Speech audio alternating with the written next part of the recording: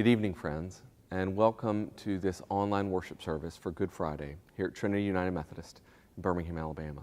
My name is Brian Erickson, and as the senior pastor of Trinity, I'm so grateful that you are setting aside this time to remember what is arguably the most holy day of the Christian calendar.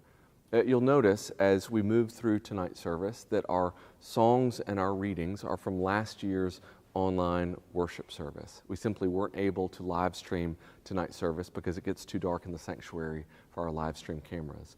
But we've recorded my sermon from this year, and our prayer is that remembering those beautiful songs and readings from last year, paired with a fresh word, will be a powerful time of worship for all of us. I'm grateful that you are setting aside this time to remember the greatest gift ever given, as God gives His own Son on the cross at Golgotha. Let us prepare our hearts and minds to hear this story again, to stand with Him even at the cross, and to look at the love that God has poured out for us. Amen.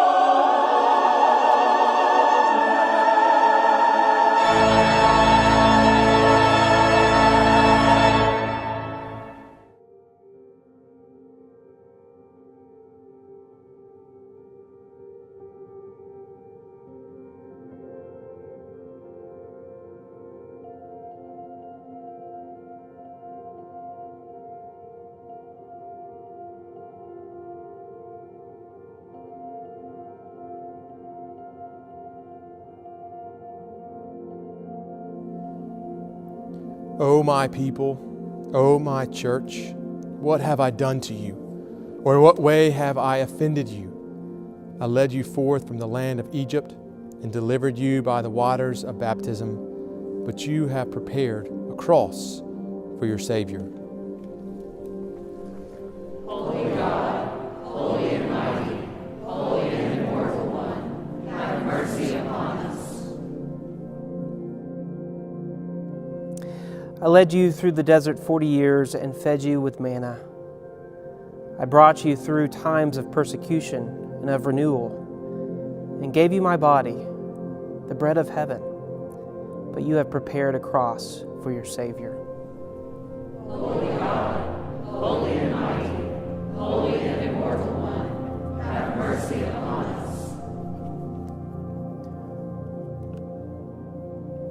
I made you branches of my vineyard and gave you the water of salvation.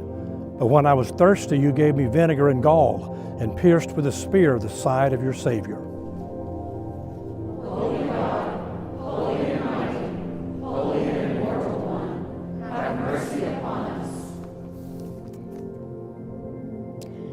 I went before you in a pillar of cloud, but you have led me to the judgment hall of Pilate. I brought you to a land of freedom and prosperity, but you have scourged, mocked, and beaten me. Holy God, holy and mighty, holy and immortal one, have mercy upon us. I gave you a royal scepter and bestowed the keys to the kingdom, but you have given me a crown of thorns. I raised you on high with great power, but you have hanged me on the cross. Holy God, holy and mighty, holy and immortal one, have mercy upon us.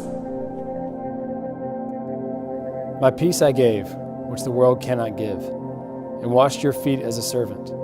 But you draw the sword to strike in my name, and seek high places in my kingdom. Holy God, holy and mighty, holy and immortal one, have mercy upon us.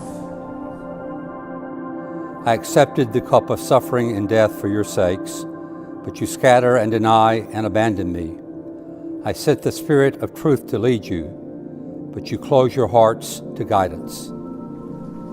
Holy God, holy and mighty, holy and immortal one, have mercy upon us. I called you to go and bring forth fruit, but you cast lots for my clothing. I prayed that you all may be one, but you continue to quarrel and divide. Holy God, holy and mighty, holy and immortal one, have mercy upon us. I grafted you into the tree of my chosen people Israel, but you turned on them with persecution and mass murder. I made you joint heirs with them of my covenants, but you made them scapegoats for your own guilt.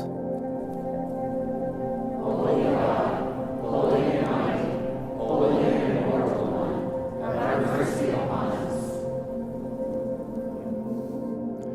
I came to you as the least of your brothers and sisters. I was hungry, but you gave me no food, thirsty, but you gave me no drink, a stranger, but you did not welcome me, naked, but you did not clothe me, sick and in prison, but you did not visit me. Holy God, holy and mighty, holy and immortal one, have mercy upon us. 2 others also, who were criminals, were led away to be put to death with him. When they came to the place that is called the Skull, they crucified Jesus there with the criminals, one on his right and one on his left. Then Jesus said, "Father, forgive them, for they do not know what they are doing."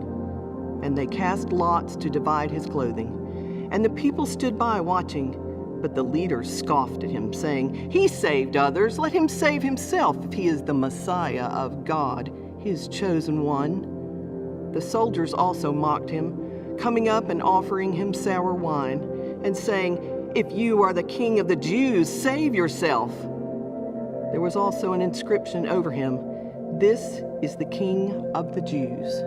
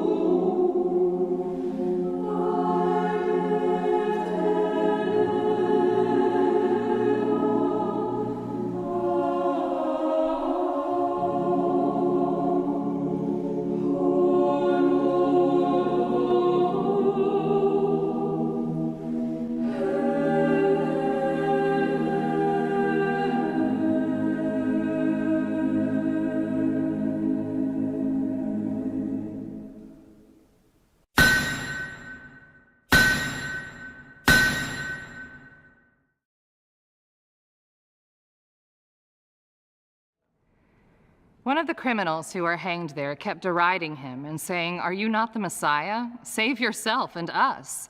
But the other rebuked him, saying, "Do you not fear God, since you are under the same sentence of condemnation? And we indeed have been condemned justly, for we are getting what we deserve for our deeds, but this man has done nothing wrong." Then he said, "Jesus, remember me when you come into your kingdom." He replied, "Truly I tell you, today you will be with me in paradise."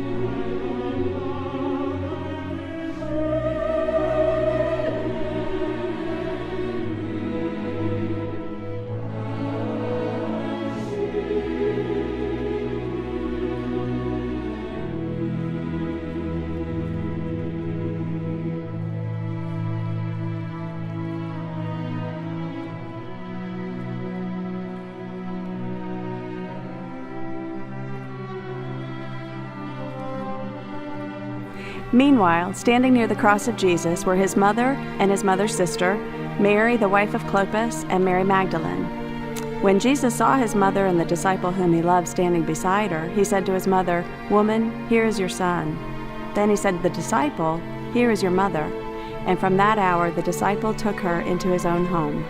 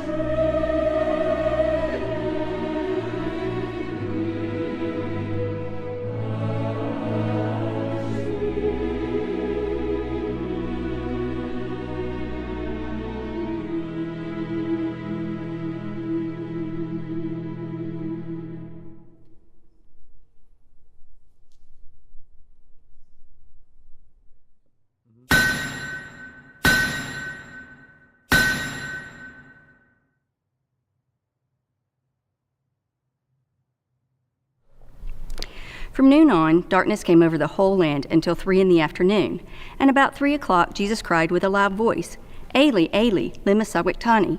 That is, my God, why have you forsaken me?" When some of the bystanders heard it, they said, "This man is calling for Elijah." At once one of them ran and got a sponge, filled it with sour wine, put it on a stick, and gave it to him to drink. But the others said, "Wait, let us see whether Elijah will come to save him."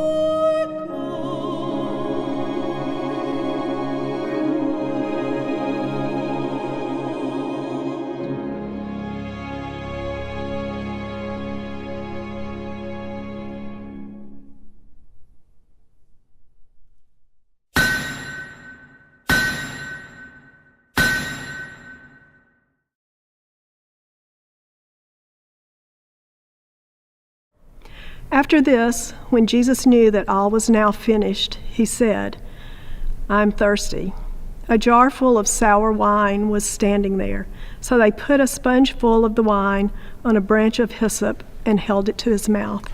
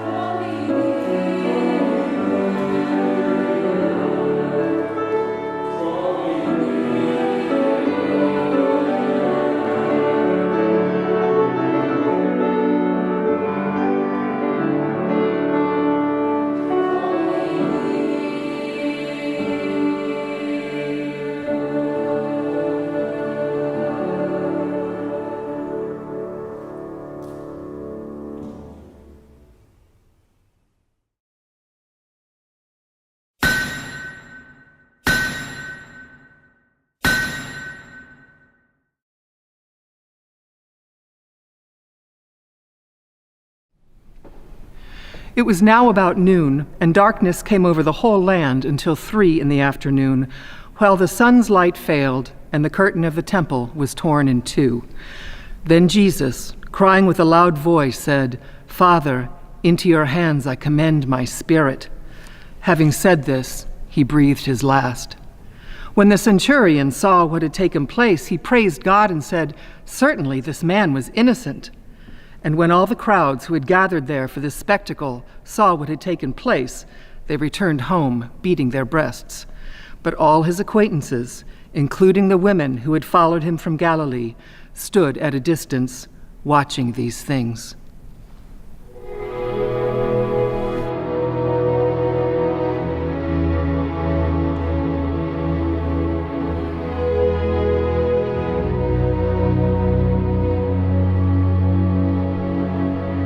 Not stand at my grave and weep.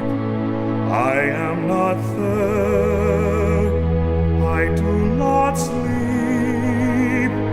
I am 1,000 winds that blow. I am the softly falling snow. I am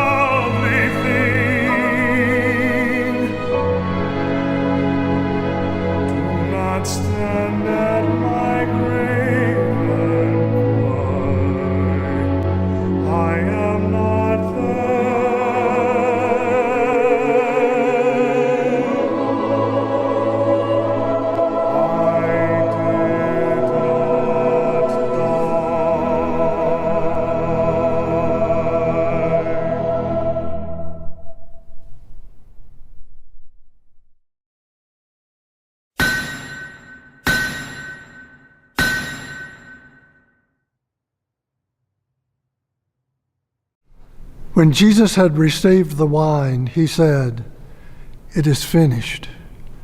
Then he bowed his head and gave up his spirit.